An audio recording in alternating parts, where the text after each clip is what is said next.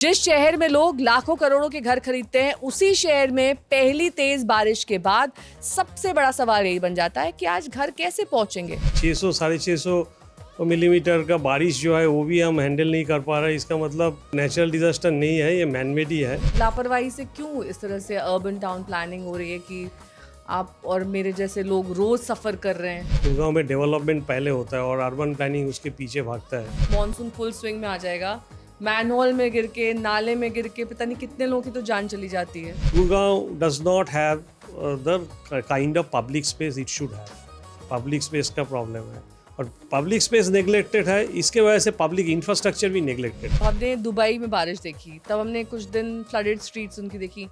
उनका सिस्टम कैसे रेक्टिफाई हो गया इतनी जल्दी?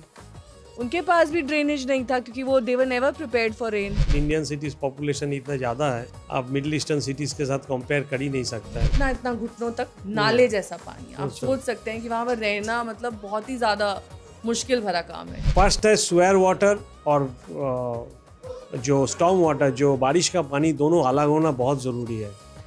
ये चीज़ मस्ट, तभी जाके हम उसको सॉफ्ट ड्रेन के थ्रू लेके जाएंगे और प्रॉब्लम विल बी सॉल्व। आपको बार बार जो ये पाइप्स डालने की समस्या है, जिसको हम दिल्ली में भी बहुत बार देखते हैं, मेन एरियाज में देखते हैं, उसकी बड़ी वजह मुझे लगता है कोऑर्डिनेशन के अलावा करप्शन भी है।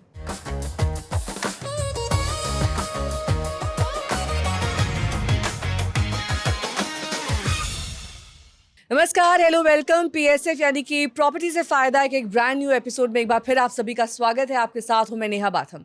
तो हर शहर की, जैसा कि आप सभी को मालूम होगा, एक पहचान होती है। मुंबई हो सपनों का शहर कहलाता है, बेंगलुरु टेक्नोलॉजी का हब कहलाता है, दिल्ली देश की राजधानी और गुरुग्राम भारत का कॉरपोरेट पावर हाउस है। लेकिन पिछले कुछ सालों में इस शहर की एक और पहचान बन गई है।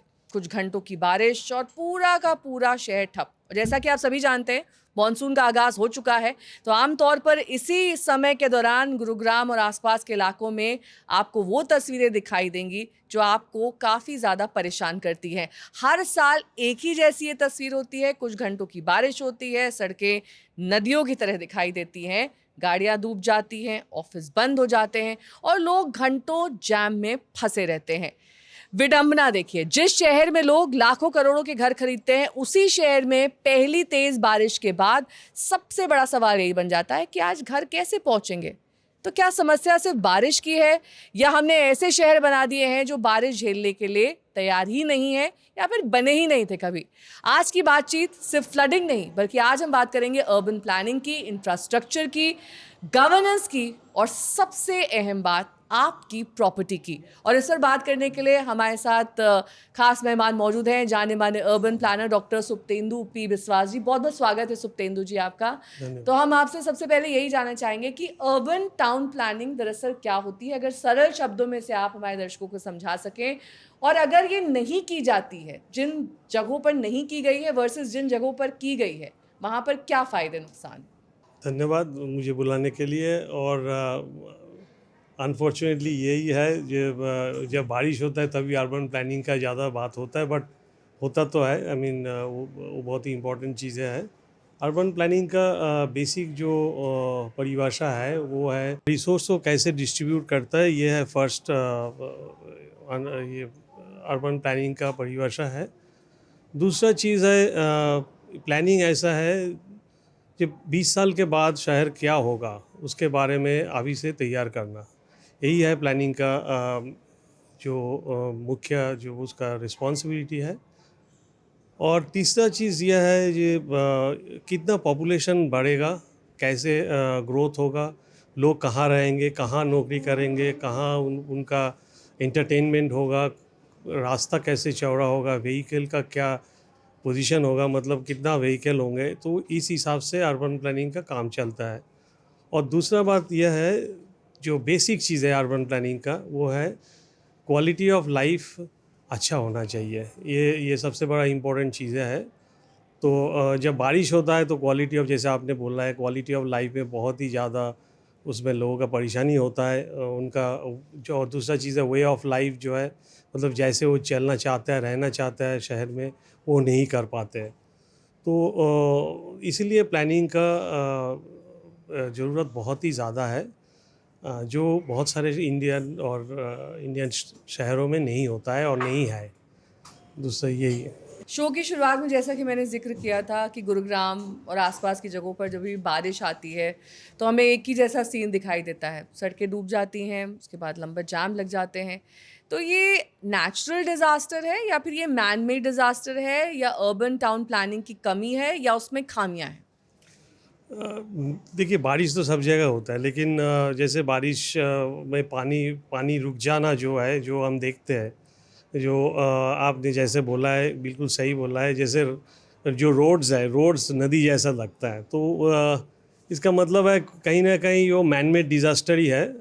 नेचुरल डिज़ास्टर तो मैं नहीं बोल सकता हूँ, क्योंकि आप अगर देखेंगे गुड़गांव दिल्ली इस एरिया में 500 से 600 650 मिलीमीटर बारिश होता है। एनुअल रेनफॉल जो है वो बहुत ही कम है। अगर उसके हिसाब से अगर कोची देखते हैं तो 3000 मिलीमीटर एनुअल रेनफॉल होता है। तो उस हिसाब से हम 600 650 मिलीमीटर का बारिश जो है वो भी हम हैंडल नहीं कर पा रहे। इसका मतलब ये नेचुरल डिज़ास्टर नहीं है, ये मैनमेड ही है। मैनमेड डिज़ास्टर इसीलिए है क्योंकि जो पहले से जो जैसे पानी चलते थे, जैसे गुड़गांव में आरावली से पानी नीचे आता था, उसके बाद जौहरा से होके नाला से होते हुए आगे जाके आई मीन गुड़गांव क्रॉस करके आगे चले जाता था। लेकिन अभी क्या है, जैसे गोल्फ कोर्स रोड आप देख रहे हैं, गोल्फ कोर्स रोड ऐसे बना हुआ है, वो ये सब नाला जो होता था, जो नेचुरल वाटर चैनल होता था, उसके ऊपर से बना हुआ है। और इसके वजह से क्या है, वो पूरा रोक देता है, पानी का जो फ्लो है उसको पूरा रोक देता है, और इसीलिए उस जगह पे पानी ज़्यादा भर जाता है। एक कारण ये है। दूसरा कारण है, पानी जब एक मेन प्रिंसिपल क्या होता है, उसको बोलता है फ्लो। आई मीन पानी को फ्लो करने के लिए देना चाहिए, उसको आराम से फ्लो करना चाहिए, slow. The flow should be slow, और so that it can soak. That means अगर वो आराम से वो चलेंगे तो पानी उसके अंदर सोख हो सकता है, मिट्टी के अंदर सोख हो सकता है। तो जब वो सोख होंगे पानी, तभी जाके वो ग्राउंड वाटर रिचार्ज जो हम बोलते हैं वही हो सकता है। जो और कंक्रीट के वजह से वो नहीं हो पाता है। तो इसीलिए ज़्यादा अर्बनाइजेशन होगा, ज़्यादा शहरीकरण होगा, तब क्या होगा, तब बहुत ज़्यादा कंक्रीट होंगे तो उसमें पानी जा नहीं सकता। अगर पानी नहीं जा सकता है, पानी जल्दी फ्लो करेगा या पानी कहीं रुक जाएगा, जो हम शहर में देखते हैं। तो अगर ज़मीन होंगे, नेचुरल सॉफ्ट सॉइल होगा, तो वहाँ पे पानी सोक करेगा और पानी जमेगा नहीं, जैसे हम देख रहे हैं। इसीलिए शहर में हम लोग ज़्यादा देखता है। एक तो इसका मतलब दो रीज़न है। एक है जो नेचुरल फ्लो है उसको हम रोक रहे हैं।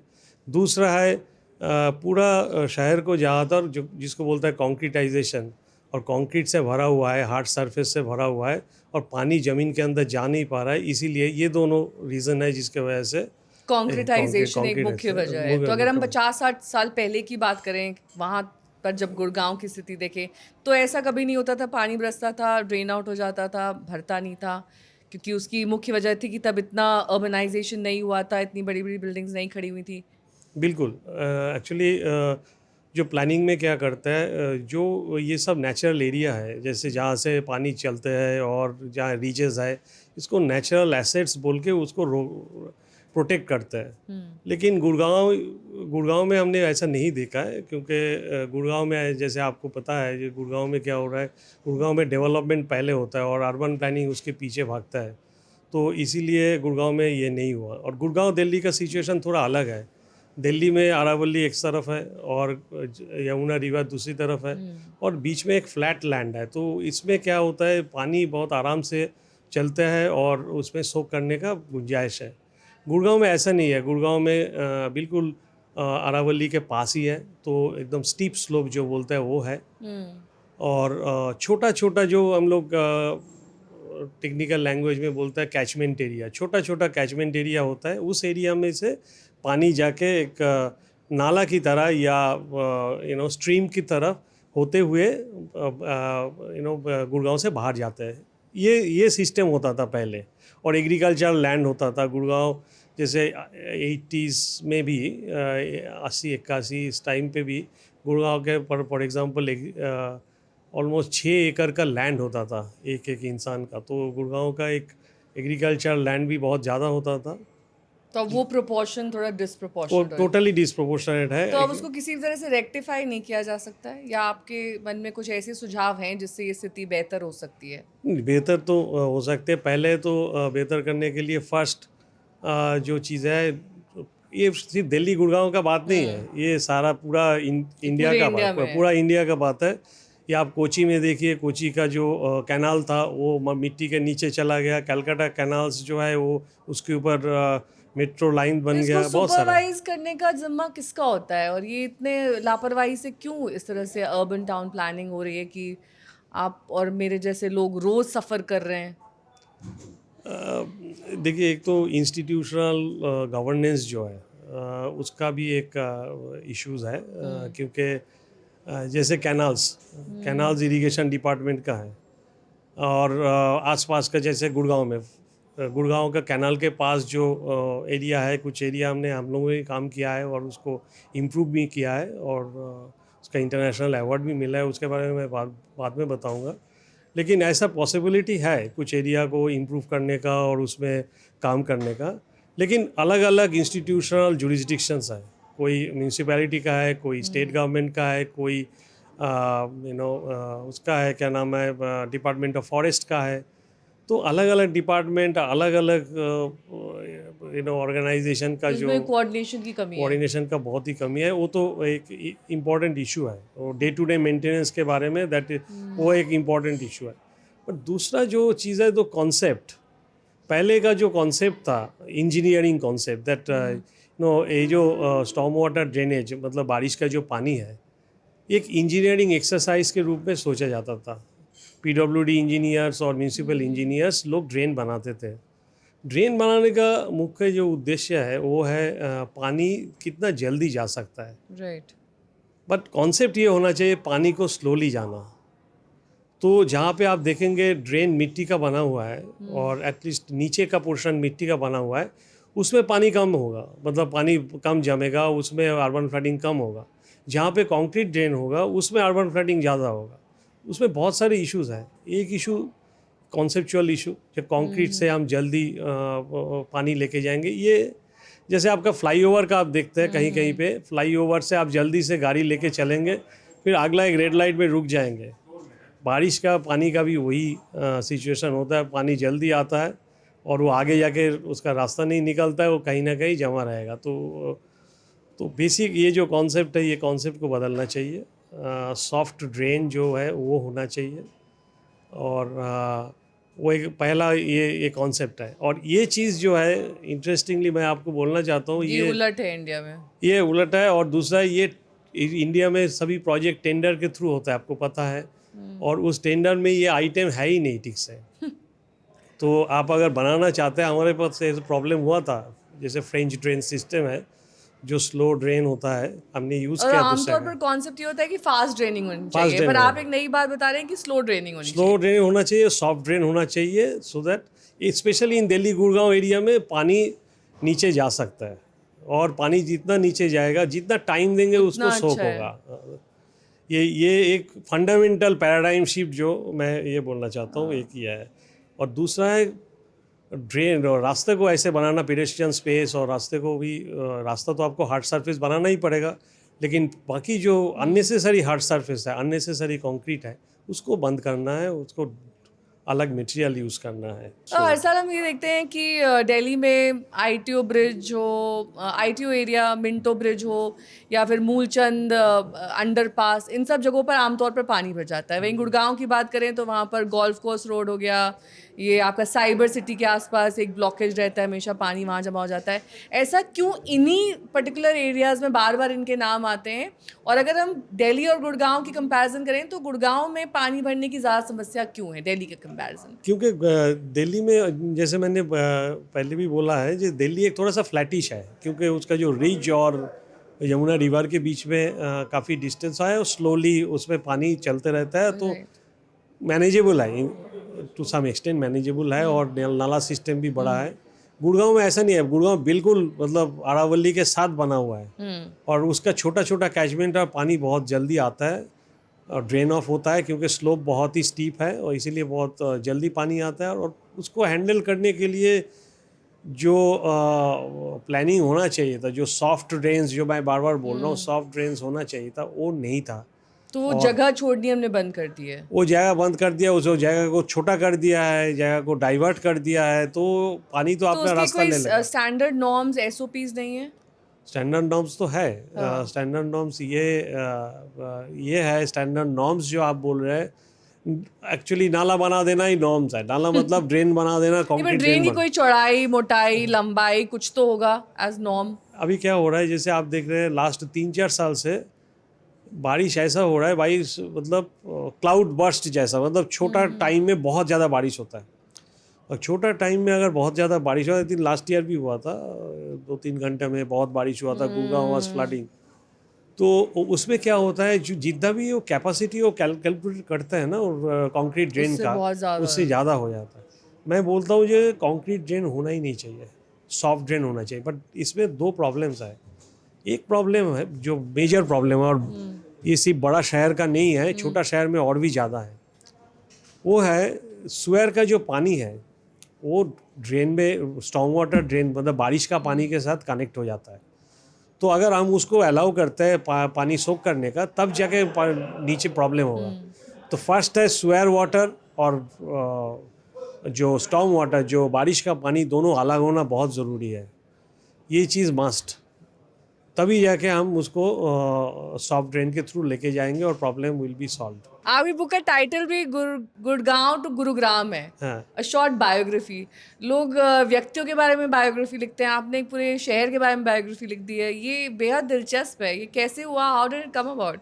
क्योंकि एक्चुअली क्या है, गुड़गांव का ना ये जो वीकनेस है, it became it strength. Gurgaon में, जैसे हरियाणा में जितना सारा शहर है और डिस्ट्रिक्ट है, गुड़गांव में सबसे कम आपका इरिगेशन है उसमें। एक टाइम पे था, अब धीरे धीरे। बहुत इरिगेशन सिस्टम आप जिस 90s की बात कर रहे हैं शायद तब था। नहीं, इवन 80s में भी इरिगेशन कुछ नहीं था। मतलब जैसे एग्रीकल्चर, एक तो लैंड फर्टाइल नहीं था, तो इरिगेशन भी अच्छा नहीं था। तो इसके वजह से क्या हुआ है, ज़्यादा प्रोडक्टिविटी भी नहीं था। जैसे आप इफ कंपेयर करेंगे यमुनानगर या पानीपत या करनाल, इसके साथ इनका प्रोडक्टिविटी बहुत कम था। पानी भी नहीं था, लैंड ख़राब था। तो इसीलिए क्या हुआ है, एग्रीकल्चर से बहुत ज़्यादा उनको पैसा नहीं मिलता था, और लैंड होल्डिंग भी बहुत ज़्यादा था। लैंड होल्डिंग ज़्यादा होने से क्या है, जब प्राइवेट डेवलपर, डीएलए पहले आए हैं, प्राइवेट डेवलपर जब आते हैं तो वो कम लोगों को कन्विंस करना पड़ता है, क्योंकि उसमें बहुत ज़्यादा लैंड कंसोलिडेशन होता, और उस टाइम पैसा भी उनको अच्छा मिल रहा था, क्योंकि लैंड से तो मिल नहीं रहा था ज़्यादा कुछ। तो ऐसे गुड़गांव शुरू हुआ है, छोटा छोटा enclave. So Gurgaon is a city of enclaves. छोटा छोटा एनक्लेव है। एनक्लेव के अंदर बहुत अच्छा है, और एनक्लेव के बाहर जाने से आपको थोड़ा सा सिक्योरिटी का इश्यूज होता है। तो उस हिसाब से Gurgaon does not have the kind of public space it should have. Public space का प्रॉब्लम है, और पब्लिक स्पेस नेग्लेक्टेड है। इसके वजह से पब्लिक इंफ्रास्ट्रक्चर भी नेग्लेक्टेड है। जैसे स्टॉर्म वाटर ड्रेनेज, जिसके बारे में हम लोग इतना देर से बात कर रहे हैं, बारिश का पानी मुझे एक कैसे बात आएगा। बताइए, अभी हाल फिलहाल हमने दुबई में बारिश देखी, तब हमने कुछ दिन फ्लडेड स्ट्रीट्स उनकी देखी। उनका सिस्टम कैसे रेक्टिफाई हो गया इतनी जल्दी? ये उनके पास भी ड्रेनेज नहीं था, क्योंकि वो they were never prepared for rain. तो वो कैसे रेक्टिफाई कर लेते हैं जो हम नहीं कर पाते हैं? ये एक बहुत ही इंटरेस्टिंग है दुबई वाला। जैसे Oman, we have done some project in Oman. तो वो ओमान में जैसे शहर का वो मास्टर प्लान किया हमने 50 हेक्टेयर का। तो उनको हमने बोला था ये यही सिस्टम, जैसे सॉफ्ट ड्रेन है। तो उनके हिसाब से वो बोल रहे हैं हमारे पास तो 3 दिन बारिश होता है, 4 दिन बारिश होता है, तो वो उसके ऊपर पैसा क्यों खर्चा करे। लेकिन उनको ये कन्विंस करना पड़ा, जो 4 दिन का बारिश में भी आपका गाड़ी बारिश के पानी के अंदर चला जाता है, तो आपको उसको ठीक से रखना पड़ेगा। तो वो लोग क्या है, एक्चुअली उनका बहुत सारा ओपन लैंड भी है, वो हैंडल कर सकता है। स्लोप भी ऐसा है, और डेवलपमेंट भी बहुत डिस्ट्रीब्यूटेड और स्पार्स है। इसके वजह से वो हैंडल करना आसान है। पर दिल्ली या इंडियन सिटीज़ तो ऐसा नहीं है। इंडियन सिटीज़ पॉपुलेशन इतना ज़्यादा है, आप मिडिल ईस्टर्न सिटीज़ के साथ कंपेयर कर ही नहीं सकता है। उस हिसाब से पॉपुलेशन के हिसाब से बहुत ज़्यादा नहीं कर सकता। ओवरबर्डन्ड है हर सिटी। ओवरबर्डन। प्लस बाहर के राज्यों से भी लोग आके यहाँ पे सेटल हो जाते हैं हाँ, क्योंकि कॉर्पोरेट सेक्टर सारा कॉर्पोरेट हब यही बन गया है। हाँ। लेकिन ये रिवर्स प्लानिंग क्यों होती है हमारे, हम इसकी चर्चा कर ही रहते हैं, वो बात अधूरी रहेगी कि अर्बन प्लानिंग पहले हो जाती है, मतलब पहले आप डेवलप कर देते हैं बड़े बड़े स्ट्रक्चर्स, उसके बाद अर्बन प्लानिंग आती है, उसके बाद आप ड्रेनेज के बारे में सोचते हैं, उसके बाद आप पब्लिक ट्रांसपोर्ट कैसे होगा, इलेक्ट्रिसिटी लाइंस कहाँ से जाएंगी, मैनहोल्स कहाँ बनेंगे, कहाँ पर वो बड़े बड़े जो हम बोल्डर्स कई बार सड़क खुदते हुए देखते हैं, सड़क बन जाती है, उसके बाद अगले दिन वो खुद जाती है, उसमें पता चला आपके कोई वायर्स जल रहे हैं या वो बोल्डर्स जल रहे हैं।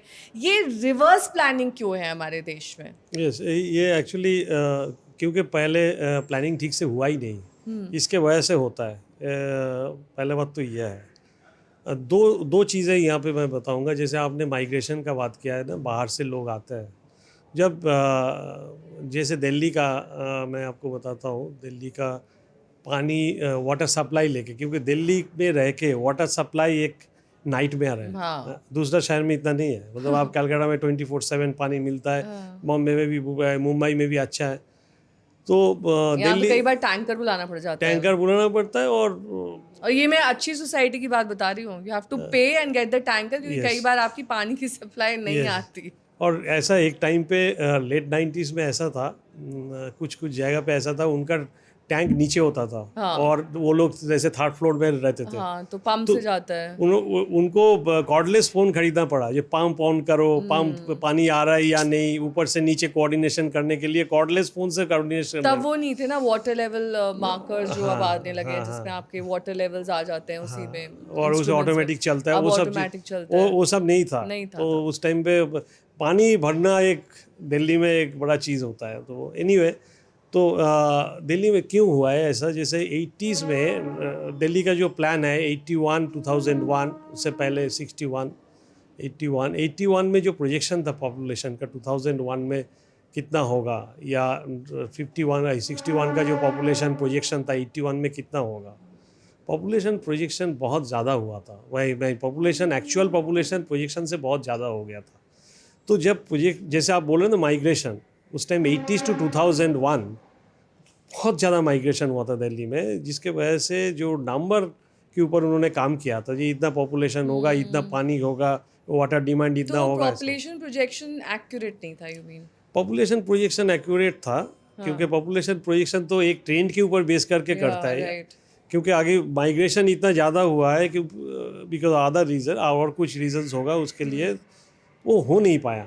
तो एक तो नंबर ऑफ हो जाता है, इसके वजह से माइग्रेशन का बेसिक रीजन तो अनएम्प्लॉयमेंट है। अनएम्प्लॉयमेंट है, देन उसका एग्रीकल्चर प्रोडक्शन कम है राइट। शहर आसपास का, क्योंकि वहाँ पे लैंड रिफॉर्म नहीं हुआ। एग्रीकल्चर लैंड कुछ दिन से ही, मतलब पॉपुलेशन बढ़ जाता है तो उसको सस्टेन नहीं कर पाते। तो इसके वजह से लोग एग्रीकल्चर से स्लोली मूव आउट करते हैं और आ जाते हैं, बड़ा शहर में आता है। तो ज़्यादातर दिल्ली में ही लोग आते थे उस टाइम 80s में, क्योंकि दिल्ली तब नया है। और 91 में लोग गुड़गांव में आना शुरू किया, 2001 में बहुत सारे लोग गुड़गांव में आ गए। तो इसके वजह से ज़्यादातर नंबर एक, क्योंकि प्लानिंग का मेन चीज़ पॉपुलेशन नंबर है। पॉपुलेशन नंबर को हम कैसे प्रोजेक्ट करता है और उस हिसाब से रिसोर्स को हम कैसे एलोकेट करते हैं। तो वो अगर गड़बड़ हो जाएगा तो वो तो प्रॉब्लम होगा ही होगा, उसमें तो कुछ कर नहीं सकता है। दूसरा बात ये था प्लानिंग का और भी है, जैसे इक्विटेबल डिस्ट्रीब्यूशन, मतलब जहाँ पे जो होना चाहिए वैसा रिसोर्सेस पहुँचना चाहिए। लेकिन दिल्ली में भी हमने देखा है, जैसे वाटर सप्लाई सब जगह सेम नहीं है। कुछ जगह पे ज़्यादा है, कुछ जगह पे कम है। और ज़्यादातर मैंने ये भी देखा है रिसर्च के थ्रू, जहाँ पे लोअर इनकम ग्रुप है वो वहाँ पे वाटर सप्लाई कम है। ये बड़ा अजीब चीज़ है, मतलब प्लानिंग में ये होना नहीं चाहिए। ये ज़्यादातर वाटर मैनेजमेंट जो किया था उस टाइम पे, तो इसकी तो वही कमी है ना कि coordination between departments, coordination and management और भ्रष्टाचार, करप्शन। थर्ड थिंग जो मुझे ऐसा लगता है कि सड़कों को खोदने का ना भी एक बिजनेस है। दिस इज मतलब how that particular department makes money. अब चाहे वो PWD उसमें इन्वॉल्व हो, चाहे वो आपका जल बोर्ड हो, चाहे आपको बार बार जो ये पाइप्स डालने की समस्या है जिसको हम दिल्ली में भी बहुत बार देखते हैं, मेन एरियाज़ में देखते हैं, उसकी बड़ी वजह मुझे लगता है कोऑर्डिनेशन के अलावा करप्शन भी है। हाँ, एक तो ये है, दूसरा टेक्नोलॉजी ठीक नहीं है। मतलब जैसे आप इन 1900 में जो लंदन में किया था, उसको बोलता है जो one channel for all services. मतलब उसमें क्या है, जैसे आप बहुत मूवी में देखेंगे जो स्वेयर के नीचे चेस कर रहा है, Harrison Ford is chasing somebody, remember that, बहुत मूवीज में है, फ्यूजिटिव में हाँ, तो Harrison Ford was chasing somebody और at the end of the tunnel he jumps out. So like that वो जो स्वेयर जो चैनल्स होता है उसके अंदर आप जा सकते हो। वो एक्चुअली उसको बोलता है कंबाइंड चैनल। उसमें electricity, swear, drinking water, everything उसके अंदर है, और उसके अंदर छोटा सा गाड़ी भी जा सकता है। ये चीज़ें गिफ्ट सिटी में किया है एक्चुअली, अहमदाबाद के पास जो गिफ्ट सिटी बनाया है उसमें किया है। ये चीज़ हम लोगों ने जयपुर स्मार्ट सिटी में भी प्रपोज किया था, क्योंकि अगर एक जगह पे होगा ना सब चैनल्स, तो कहीं पे भी लोग नीचे जा सकता है, उसको ठीक कर सकता है, और जो भी चेंज करना है करेगा, और उस हिसाब से वो मेंटेन कर सकता है।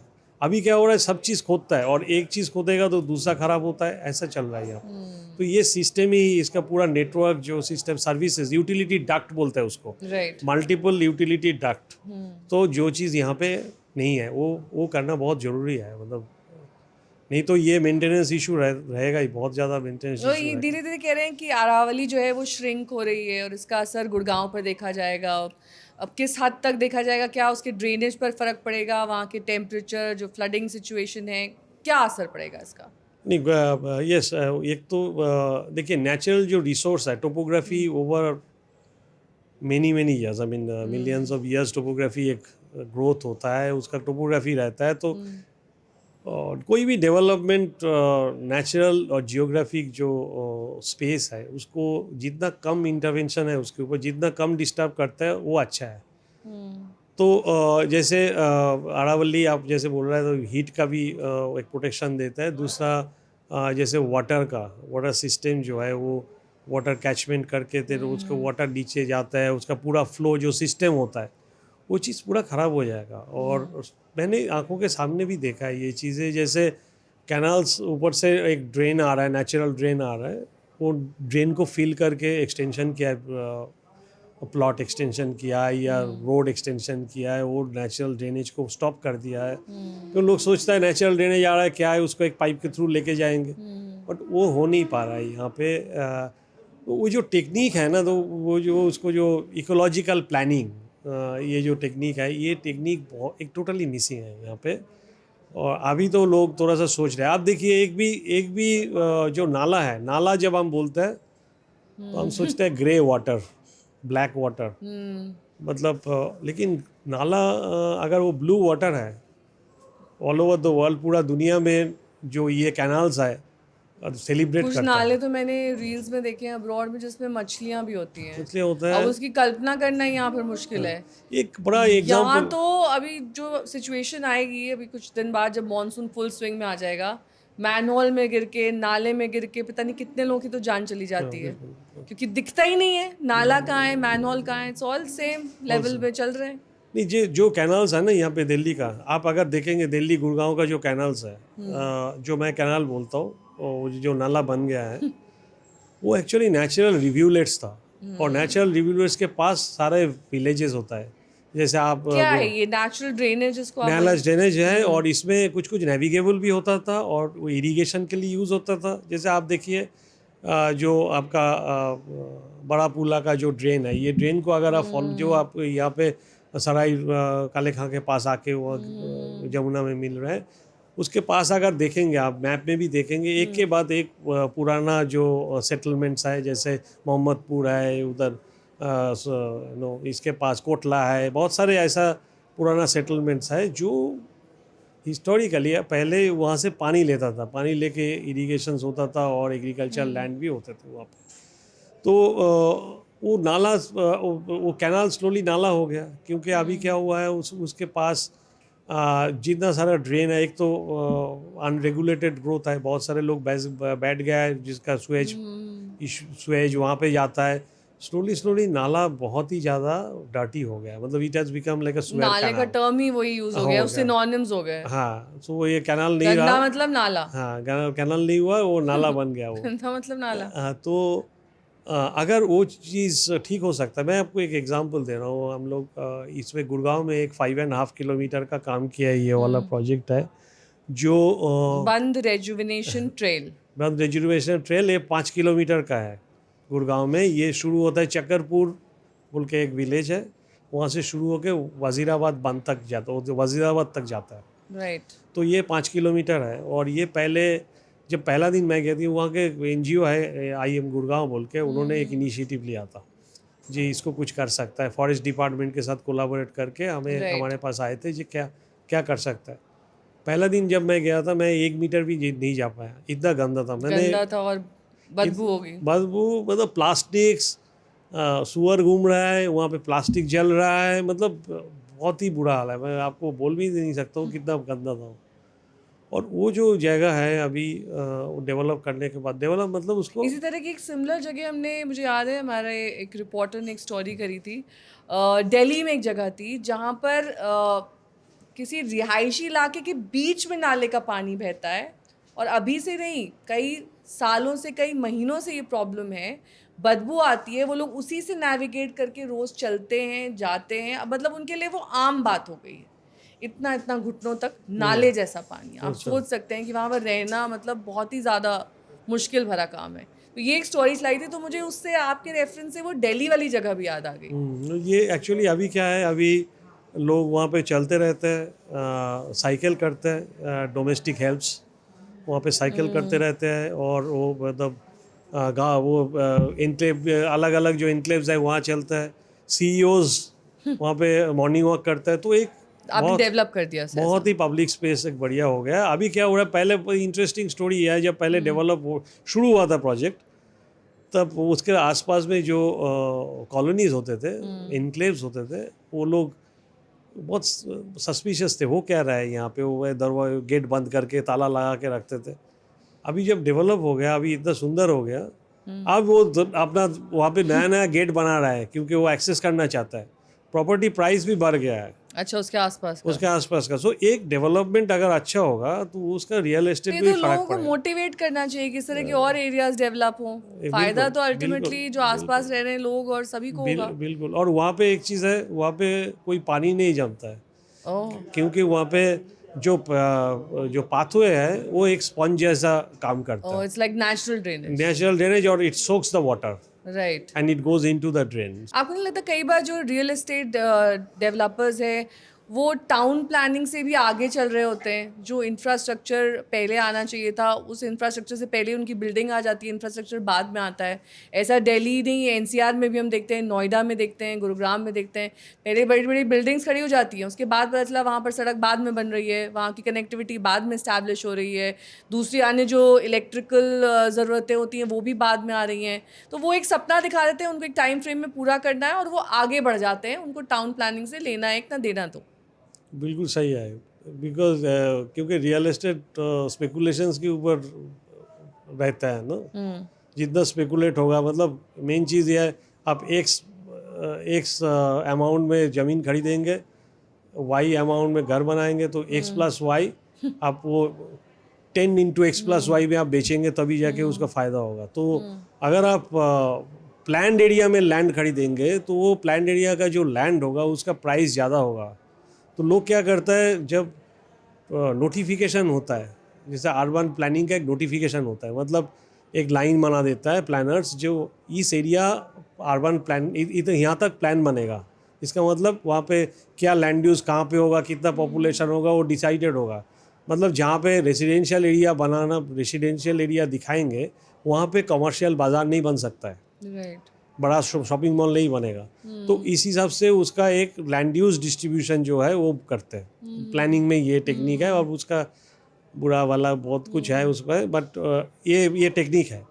और लोग क्या करते हैं, रियल एस्टेट जो डेवलप करते हैं, बहुत सारे लोग, नॉट एवरीबॉडी, बट कुछ लोग ऐसा है, उसके बिल्कुल बाहर खरीदते हैं, क्योंकि वो उसके बिल्कुल बाहर खरीदने से क्या होगा, वो प्लान एरिया का भी फ़ायदा होगा, लेकिन अनप्लान एरिया का भी वो उसका कम पैसा में ज़मीन खरीद सकता है। राइट, प्राइसिंग की बात है। तो they get the best of both worlds. तो इसीलिए कहीं कहीं आप देख रहे हैं, आप बोल रहे हैं जो जहाँ पे डेवलपमेंट पहले हो गया, ज़मीन खरीद लिया, और इंफ्रास्ट्रक्चर बाद में आ रहा है। राइट। अब जैसे जब फ्लाइट से आप नीचे जाएंगे, बहुत सारा शहर में ये देखेंगे, कहीं पे कुछ, कहीं कुछ, कहीं कुछ, बहुत खाली जगह है, आपको दिखाई देगा, रास्ता बन रहा है, एकदम क्लस्टर है। एकदम क्लस्टर है। और जो बाहर की तरफ है, ये सिर्फ दिल्ली गुड़गांव का बात नहीं है, जैसे जयपुर है, इसमें मैं देख रहा हूँ, जयपुर में मैं बहुत क्लोजली काम किया है, जयपुर के आसपास भी ये हालत है। हालांकि वहाँ बहुत हाई राइज नहीं है, तो वो इतनी ज़्यादा उस तरह से क्लस्टर की समस्या नहीं है, मुझे ऐसा लगता है। हाई राइज नहीं है तो डेंसिटी कम है। डेंसिटी कम है। डेंसिटी अगर कम होगा, उसका प्रॉब्लम और है क्या है, डेंसिटी अगर कम होगा तो स्प्रेड ज़्यादा होगा।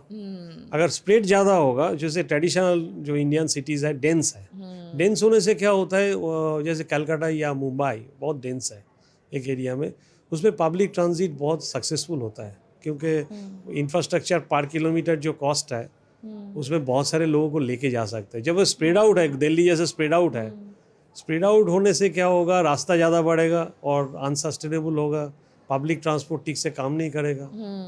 तो दोनों का ही। तो जब हमें समस्या पता है सर, और ये पता है कि समस्या को दूर कैसे कर सकते हैं, तो फिर ये अभी तक दूर हो क्यों नहीं पा रही है? मास्टर प्लान हमारा क्यों पीछे छूट गया है? अब वहाँ जैसे जीएमडी है गुरुग्राम में, एमसीजी है, एचएसवीपी, एनएचएआई, पीडब्ल्यूडी, इतनी सारी एजेंसीज हैं, और हर साल कहीं ना कहीं हम गवर्नेंस को कोसते हैं, इन एजेंसीज को कोसते हैं, और फिर भी वहीं जस का तस है मामला। एग्जैक्टली। एक तो political will, it comes back to that, political will का एक इश्यूज तो है ही, क्योंकि गवर्नेंस इलेक्टोरल पॉलिटिक्स के ऊपर नहीं चल सकता। Governance has to be what it should be, मतलब जो करना चाहिए होना चाहिए। और दूसरा बात है, एक एक चीज़ लेके आगे बढ़ना चाहिए। जैसे for example let's look at canal improvement plan. Canal improvement trust बनाइए, उसके आसपास का लैंड यूज़ को कंट्रोल कीजिए, कैनाल इम्प्रूव कीजिए।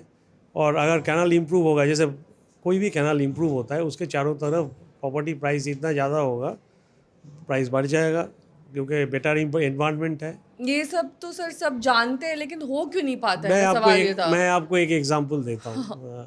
मैं आपको एक एग्जांपल देता हूँ। साउथ कोरिया में चियांग बोल के एक जगह है, वो एक फेवरेट एग्जांपल है सबका, और ये इसमें पॉलिटिकल विल भी कनेक्टेड है। चियांग में पहले एक कैनाल होता था, कैनाल को बंद करके एक सुएज ड्रेन बना दिया, और उसके चारों तरफ स्लम्स थे, गेटोज बेसिकली, और वहाँ से फ्लाईओवर बना दिया था ऊपर से।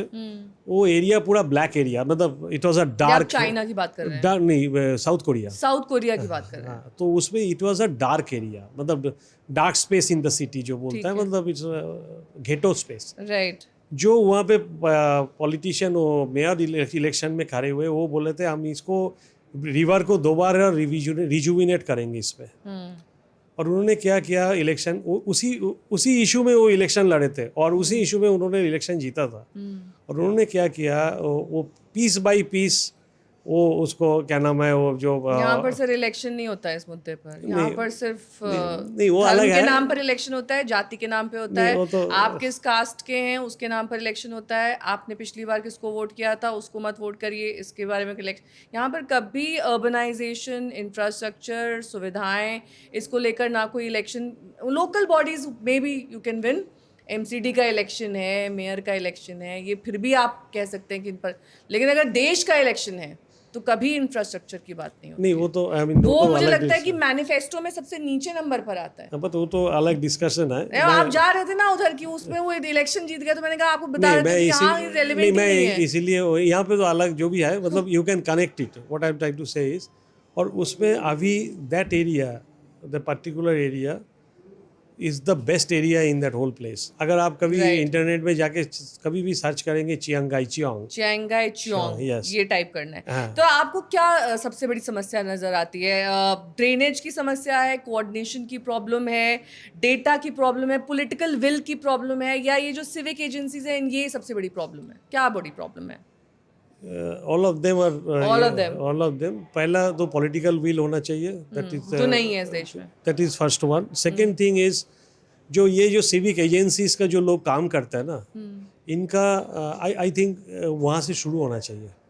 पॉलिटिकल विल तो एक चीज़ है, वो तो we can take it for granted as it is, लेकिन जो टेक्निकली जो ग्राउंड लेवल में काम करते हैं इसका दरभंगा में सर वो म्यूनिसपैलिटी के दफ्तर के बाहर इतना पानी भरा था कि लोगों ने वहीं पर कहना शुरू कर दिया उन लोगों से कि भैया आपके दफ्तर के बाहर तो मतलब ठीक कर लीजिए।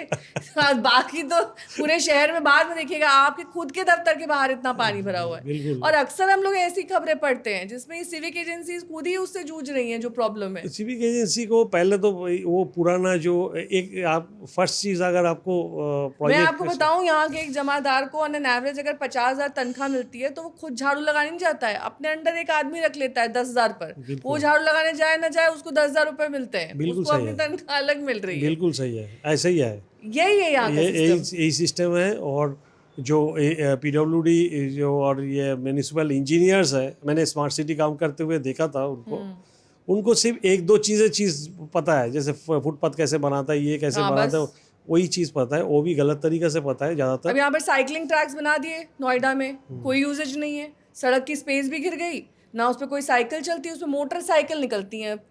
और आपकी सड़क की चौड़ाई भी कम हो गई, उसमें इतने पैसे भी लग गए और उसका कोई यूज भी नहीं है। तो ये कैसी प्लानिंग थी? जैसे मैं अब छोटा सा एक चीज़ बताता हूँ, ये जो प्रोजेक्ट हमने किया है, इस प्रोजेक्ट में ये 5 किलोमीटर में एक भी मोटरसाइकिल नहीं आता है।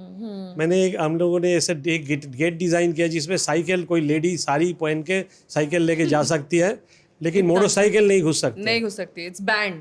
नहीं, घुस ही नहीं सकता है, बैंड का कुछ नहीं है, वो घुस नहीं सकता है मोटरसाइकिल। देखिए वही डिज़ाइन है। अच्छा, डिज़ाइन है सर। हाँ, तो दैट इसका मतलब है छोटा सा एक गेट डिज़ाइन एक जगह पे सक्सेसफुल कर सकता है, क्योंकि सब जगह पे cycle track are invested by motorcycles totally. मतलब आपको लग रहा है कि आने वाले वक्त में ये जो होम लोन है, जो इंश्योरेंस प्रीमियम है, प्रॉपर्टी वैल्यूएशन है और साथ ही जो फ्लड रिस्क है, ये सब आपस में आने वाले सालों में भारत में लिंक हो सकेंगे? लिंक होगा। हाँ, लिंक होगा।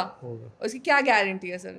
लिंक इसीलिए होगा क्योंकि आप पहले एक फोटोग्राफ लास्ट ईयर देखा था हमने, BMW पानी के अंदर था गुड़गांव में।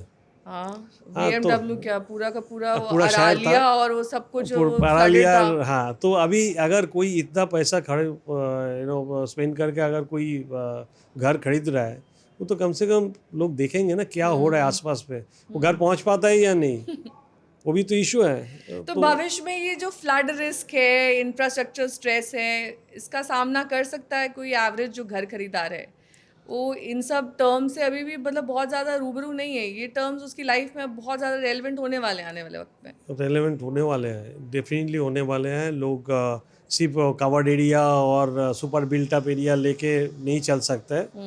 उनको वो भी आजकल थोड़ा सा होम बायर्स भी थोड़ा सा अवेयर हो रहा है, उनको भी पता चल रहा है चीज़ें, जो हम कैसे घर जाएंगे, कहाँ स्कूल। पहले अभी भी लोग सोचते हैं, ये सवाल बिल्डर से करने चाहिए। बिल्डर से बिल्कुल करना चाहिए जे यहाँ पे पानी जमता है या नहीं, और उनको पता होना चाहिए आसपास में, क्योंकि आप एक रूम में या एक फ्लैट में नहीं रहते, आप एक नेबरहुड में रहते हो, तो नेबरहुड में क्या हो रहा है वो पता होना चाहिए। स्पेशली सोसाइटीज में, जब आप सोसाइटीज और उसके आसपास क्या होता है, पानी जम रहा है या नहीं जम रहा है, उसके ऊपर तो प्राइस बहुत ज़्यादा, बहुत हर शहर में उसका प्राइस अलग होता है, क्योंकि जहाँ पे पानी नहीं जमता है। बेसमेंट के रिलेटेड क्या सवाल पूछने चाहिए बिल्डर से? बेसमेंट तो क्रिटिकल है दिल्ली में, बट बेसमेंट इज मोस्टली, जो बेसमेंट में आप देखते हैं ना डैम्प होता ही है, ये ज़्यादातर कंस्ट्रक्शन फेलियर है। अदरवाइज बेसमेंट में पानी घुसना ही नहीं चाहिए, क्योंकि लोग नदी के नीचे टनल बना रहा है। बेसमेंट में देखा है, ऊपर से ऐसे टप टप टप टप पानी आके वो नीचे फ्लडेड हो जाता है, डैम्प की स्मेल आती है। None of the basements are well lit. ये मतलब अमूमन सारी सोसाइटीज में प्रॉब्लम है, अपार्ट फ्रॉम अ फ्यू जो बहुत ज़्यादा प्रीमियम है। तो दैट इज़ बेसिकली एकदम बैड कंस्ट्रक्शन। आप देखिए ना, इंडिया में भी है अंडरग्राउंड, अंडर वाटर टनल से मेट्रो जा रहा है, कोई पानी वानी कुछ नहीं आ रहा है, नथिंग इज कमिंग। तो that means this basements are not constructed properly as per norms. और अगर आपको रैंकिंग करनी हो 3 शहरों की दिल्ली एनसीआर में, तो नोएडा, गुरुग्राम, दिल्ली, कैसे आप इन सबको रैंक? दिल्ली तो बेटर है, दिल्ली तो बेटर है। दिल्ली और अगर कुछ सुधार करना हो दिल्ली में, एक एक सुधार अगर आपको दिल्ली गुड़गांव में करना हो तो आप क्या करेंगे? देखिए दिल्ली का तो सिचुएशन अलग है, गुड़गांव का सिचुएशन अलग है। दिल्ली में दो तीन चीज़ें हैं मैं बोलना चाहता हूँ। One is which is common for all three. Noida is slightly different, but ये दोनों शहर में एक चीज़ है जिससे वाटर, जो स्टॉर्म वाटर, क्योंकि हम लोग डिस्कस जब बारिश हो रहा है तभी ज़्यादातर डिस्कस हो रहा है which is good to some extent, which is to good some extent. लेकिन इसका मतलब पानी हम हैंडल नहीं कर पा रहे, बारिश का पानी हम हैंडल नहीं कर, वो एक फर्स्ट इशू है, वो हैंडल कर सकता है अगर हम कैनाल्स को ठीक से इम्प्रूव करेंगे। ये आप दिल्ली की बात बोल रहे हैं? हम दिल्ली का बात बोल रहे हैं, हम गुड़गांव का बात भी बोल रहे दोनों में कॉमन आप चेंज Common बता है, हाँ। एक जो अलग अलग हो दोनों की हैं। अलग topography अलग है। दूसरा चीज़ ये है, गुड़गांव में जैसे मैं पहले गुड़गांव बताता हूँ, फिर दिल्ली में बात करता हूँ। गुड़गांव में एक तो कैनाल इम्प्रूवमेंट होना चाहिए, दूसरा है पब्लिक ट्रांसपोर्ट का इम्प्रूवमेंट होना चाहिए। बिल्कुल नहीं है वहाँ पे, जीरो पब्लिक। मेट्रो आने के बावजूद आप ये कह रहे हैं? मेट्रो आने के बाद विद इन गुड़गांव कोई डेवलप कोई पब्लिक ट्रांसिट नहीं है। मतलब मेट्रो से आप उतरिए उसके बाद आपको प्रॉब्लम आएगी। एक तो लास्ट माइल कनेक्टिविटी का इशू है, ये है। सेकंड, थर्ड थिंग गुड़गांव में है, कोई पेडेस्ट्रियन स्पेसेस ज़्यादा नहीं है। मतलब आप चल के नहीं जा सकते, आपको गाड़ी निकाल के जाना पड़ेगा। मतलब पास में अगर डिपार्टमेंटल स्टोर है, आपको गाड़ी निकाल के डिपार्टमेंटल स्टोर तक जाना पड़ेगा, आप पैदल नहीं जा सकते क्योंकि फुटपाथ नहीं है। और दिल्ली में भी नहीं है, बट गुड़गांव में और भी खराब हालत। थर्ड थिंग यह है, गुड़गांव में जैसे छोटा छोटा इनक्लेव्स है, जो सेल्फ सफिशिएंट इनक्लेव्स है, इसके वजह से क्या है, आउटसाइड जो स्पेस है वो नो मैंस लैंड है, तो इसीलिए इनसिक्योरिटी ज़्यादा है वो सब जगह पे। उसे स्पेशली जेंडर सेंसिटिव नहीं है। तो आपसे अब कुछ व्यूअर्स के क्वेश्चंस लेते हैं। क्रॉसिंग रिपब्लिक गाजियाबाद के संजय सिंह पूछ रहे हैं कि मैंने एक ऐसी सोसाइटी में फ्लैट देखा है जहां पिछले 2 मॉनसून में बेसमेंट में पानी भर चुका है। अगर आप बिल्डर कह रहे हैं कि समस्या ठीक कर दी गई है, तो एक खरीदार कैसे तय करे कि ये स्थायी समाधान है या फिर अस्थायी इंतजाम, टेम्पररी सोल्यूशन है या फिर दोबारा ये नहीं आएगा?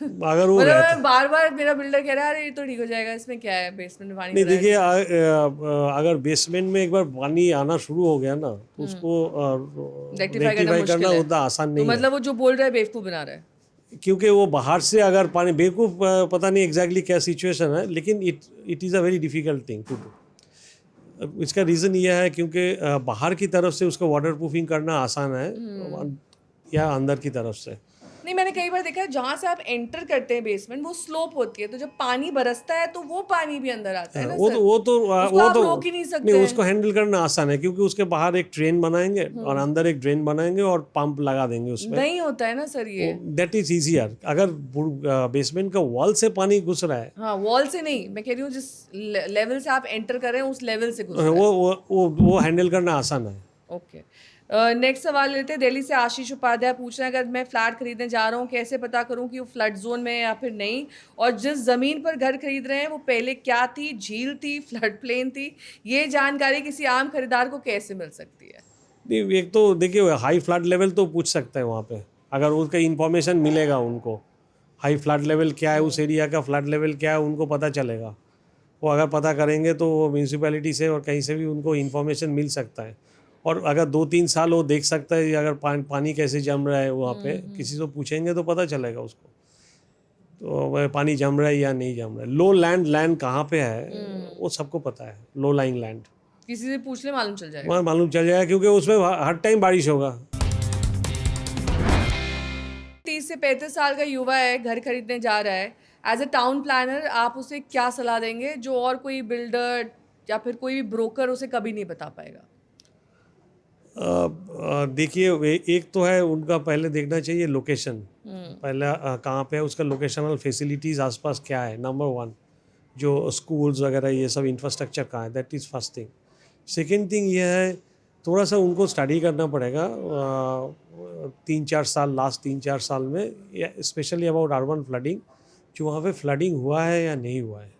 क्योंकि अगर फ्लडिंग होगा कहीं ना कोई बताएगा वहाँ पे जो फ्लडिंग हुआ है, तो अगर वहाँ फ्लडिंग हुआ है तो वहाँ खरीदने का कोई मतलब ही नहीं है। अगर वो पानी, और फ्लडिंग ऐसा नहीं है वो पानी कितना दिन रहा है वहाँ पे। कुछ जैसे आप देखिए अगर बहुत ज़्यादा बारिश हो रहा है तो 1-2 घंटा तो पानी रहेगा कहीं ना कहीं, लेकिन वो अगर 1-2 घंटा 1-2 दिन हो जाएगा तब वहाँ पे प्रॉब्लम है। Total no, that is total no. तो कभी ठीक ही नहीं होगा। कभी ठीक नहीं हो सकता। तो सुप्तेंदु जी बहुत बहुत शुक्रिया हमारे साथ पीएसएफ में शामिल होने के लिए। बहुत सारी इंटरेस्टिंग बातें आज की बातचीत में हमने जानी, क्योंकि सिर्फ बारिश नहीं बल्कि शहरों के भविष्य की हमने बातचीत की। हमने जाना कि एक अच्छी सड़क, एक ऊंची सी इमारत, एक शानदार क्लब हाउस किसी शहर या फिर सोसाइटी को महान नहीं बनाता है। जी हाँ, एक शहर तभी बेहतर बनता है जब आप अपने लोगों को वहाँ पर सुरक्षित रख सके। और जैसा कि हम डिस्कशन में भी कह रहे थे कि एक बारिश आती नहीं है कि बहुत सारे लोगों की मृत्यु दुर्घटना में हो जाती है। कोई मैनहोल में गिर जाता है, कोई किसी नाले में गिर जाता है, या फिर कभी आकाशीय बिजली। ये तो नेचुरल डिजास्टर्स है, लेकिन कुछ ऐसी चीज़ें होती हैं जो आप और हम अवॉइड कर सकते हैं अर्बन प्लानिंग में। और इसी को लेकर आज के सारे सवाल थे। लेकिन अब ये वक्त ऐसा है कि जब आपको सिर्फ ये फ्लैट कितना बड़ा है ये आप पूछें, ये काफ़ी नहीं है। ये शहर कितना तैयार है ये ज़रूर पूछिए, क्योंकि अच्छी इन्वेस्टमेंट सिर्फ सही प्रॉपर्टी में नहीं बल्कि सही शहर में भी होती है। सिर्फ लोगों के कहने पर मत जाइए, उसकी चकाचौंध पर मत जाइए। आप ये देखिए कि आपकी जान कहाँ पर सुरक्षित है। तो अगर आपको आज की बातचीत उपयोगी लगी तो उन लोगों तक ज़रूर पहुँचाइए जो घर खरीदने की प्लानिंग कर रहे हैं। हमारे इस एपिसोड को ज़्यादा संख्या में लाइक, सब्सक्राइब और शेयर करिए। अगले हफ्ते फिर मिलेंगे प्रॉपर्टी से फ़ायदा के एक ब्रांड न्यू एपिसोड में एक नए टॉपिक के साथ। धन्यवाद।